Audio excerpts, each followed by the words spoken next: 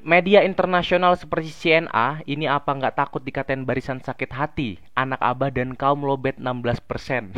Nah, berita ini semakin panas nih guys ya. Bukan di Indonesia aja, bahkan internasional sekarang sudah ngebahas ini guys. Gimana tuh guys ya? Halo para manusia, kembali lagi di channel Dua Kaki. Welcome back to with me. Apa kabar semuanya? Semoga sehat selalu, mudah rezeki, panjang umur, panjang anu ini dan itu guys ya. Seperti biasa guys, kali ini gue masih pengen ngebacain soal berita Pak Jokowi ya guys ya. Bahkan ada media asing sekarang memberitakan kasus Pak Jokowi ini ya guys ya. Dimana kemarin ada lembaga survei ya guys ya, yaitu OCCRP mencatat nama Pak Jokowi sebagai deretan tokoh terkorup di dunia guys ya. Langsung aja kita bacain berita seperti apa, tapi jangan lupa buat kalian klik dulu tombol like, komen, dan subscribe di bawah ini. 3, 2, 1. Nah, lanjut ke Twitter.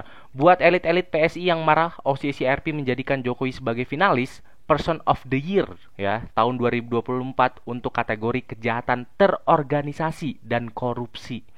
Ketahuilah 2019 kalian malah memberikan kebohongan award ya ke Prabowo. Ini ya guys ya, terungkap tahun 2019 ya, PSI memberikan kebohongan award. Gua nggak tahu kebohongan apa ya guys ya. PSI beri kebohongan award untuk Prabowo Sandiaga dan Andi Arief nih. Pokoknya kalian kalau masih nggak percaya silahkan cari, jejak digitalnya masih banyak banget guys ya.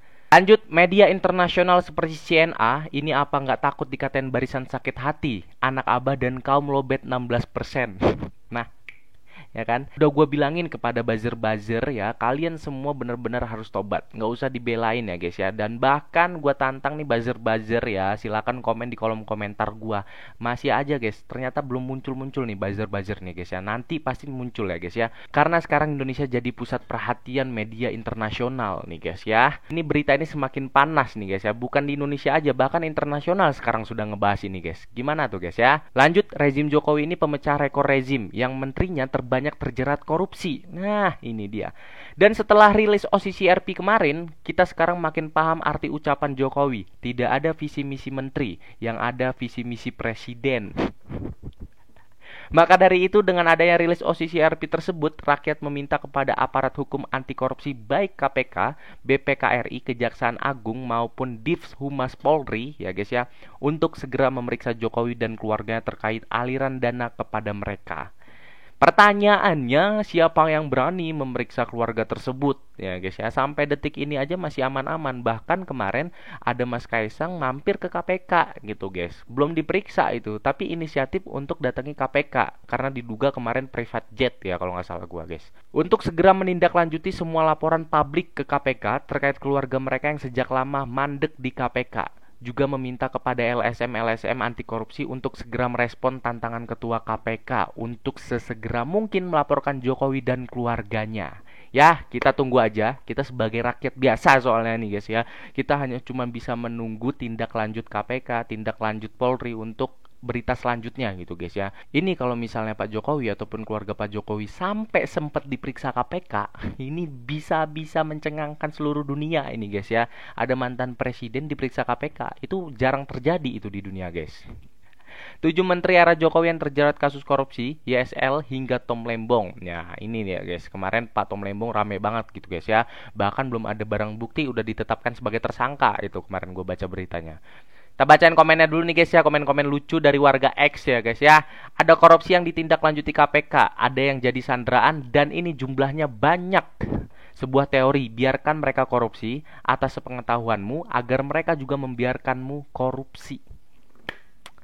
Bener sekali ini, bener sekali ini guys ya. Rata-rata banyak yang korupsi itu anak-anak baru korupsi nih ya guys ya. Menteri-menteri baru korupsi itu rata-rata ya guys ya masih magang korupsinya. Buktinya sedikit korupsi langsung ditangkap gitu. Itu korban tuh ya guys, bisa dibilang korban ya guys ya. Lanjut, wah ini panjang banget nih guys ya. Kita baca sepintas saja guys ya. Kali ini kalian salah strategi jok beransang. Menggerakkan buzzer ternakan kalian untuk menepis nominasi OCCRP untuk predikat Jokowi sang finalis korup bagaikan menyiram bensin ke tengah-tengah korban api. Nah ini, makin buzzer kalian berkoar-koar, api semakin besar berkobar. Nah, lagi pula buzzer ternak kalian itu miskin literasi dalam menyusun narasi, ngaur, ngelindur, dan asal ngedabrus. Bener banget lagi anjir. Dan sudah menjadi kebiasaan para buzzer kalian itu selalu saja tampil dengan berbekal hoax dan omon-omon tanpa otak. Sedang di luar negeri sana ada OCCRP, jelas lembaga internasional dengan 180 jurnalis yang integritasnya kelas dunia. Ada pula Transparency Internasional, di dalam negeri ada YLBHI ya guys ya, ICW, Kontras, Aliansi Jurnalis Independen. Banyak banget pokoknya ya guys ya, lembaga-lembaga yang ikut terseret untuk mengusut kasus ini guys, gitu ya guys ya. Dan yang setahu gua media lokal, media Indonesia itu ada Tempo yang kerjasama dengan OSISI RP juga gitu guys ya. Lalu kalian dengan begitu percaya diri atau panik tampilkan buzzer-buzzer lepek kelas ternak PSI, Projo dan curut-curut partikulir yang selama ini kalian tugaskan kerjanya untuk lapor begitu. Itu sama saja namanya kalian sedang menggali kubur sendiri. Nah, itu ya guys ya, ini masih banyak nih guys perkataan-perkataan nih guys ya, kalian capture aja nih guys. Intinya dari tweet ini adalah kalian percuma buzzer-buzzer ya, wahai buzzer-buzzer. Kalian percuma menepis berita-berita ini ya guys ya, apalagi menyebarkan hoax. Bahkan kemarin gua hampir ketipu anjir sama twitteran orang ya guys ya, katanya CNN, OSISI RP itu sudah menghapus data nama Pak Jokowi sebagai orang terkorup di dunia. Ternyata masih ada, cok. Lanjut, stop talking nonsense tentang Bu Lurah, ya. Yang gak berpengaruh ke para pemujanya.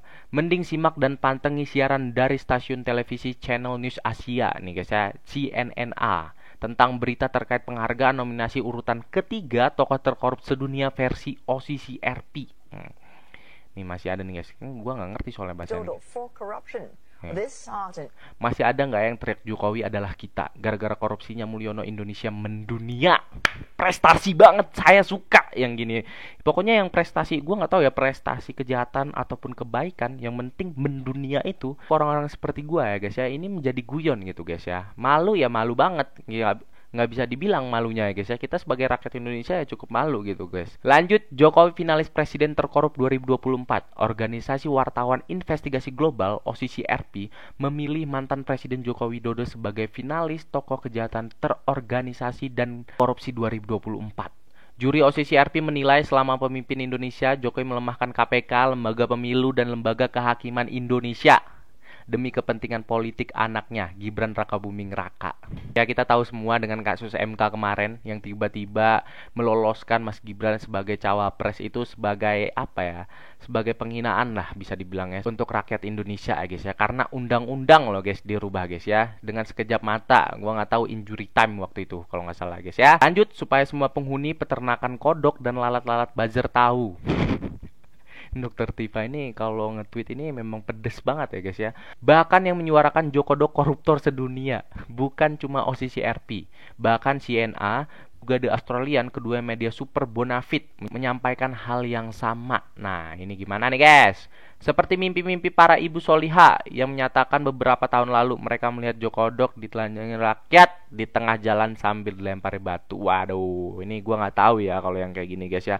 Pokoknya yang jelas ya guys ya, ini masih banyak tweetnya, kalian bisa baca sendiri ya guys ya, karena gue takut salah ngomong juga. Intinya adalah buat kalian sekali lagi para buzzer, stop membela hal-hal yang gak penting ya guys ya. Buat kalian, tapi kalau para buzzer pengen komen di kolom komentar gue, silahkan. Kita berdebat di sana dengan netizen-netizen gue. Dan terima kasih buat netizen gue juga udah support sampai detik ini, dan sampai komen-komen yang baik gue bacain komentar-komentar kalian ya guys ya. Lagi gue ngucapin terima kasih sekaligus ini menutup video kali ini. Gue dua kaki undur diri. Sampai jumpa nanti.